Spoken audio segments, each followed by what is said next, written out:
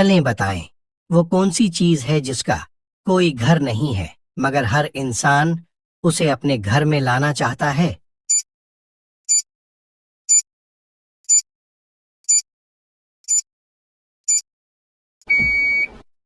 जवाब है पैसा।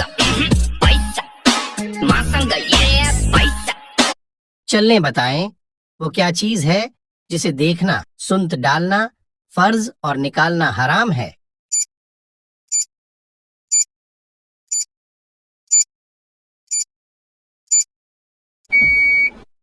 जवाब है मियत को।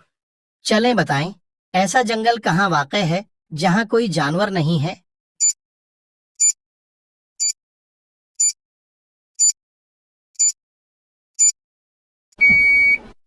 जवाब है नक्शे में। चलें बताएं, ऐसा कौन सा जानवर है जो बगैर पैरों के भी तेजी से दौड़ता है।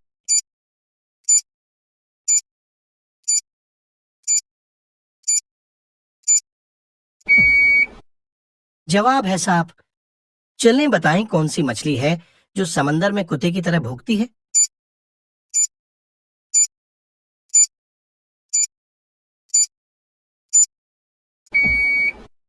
जवाब है कांगरफिश।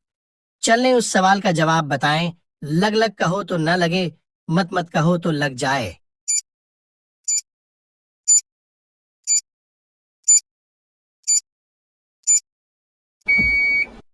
जवाब है हॉन्ट।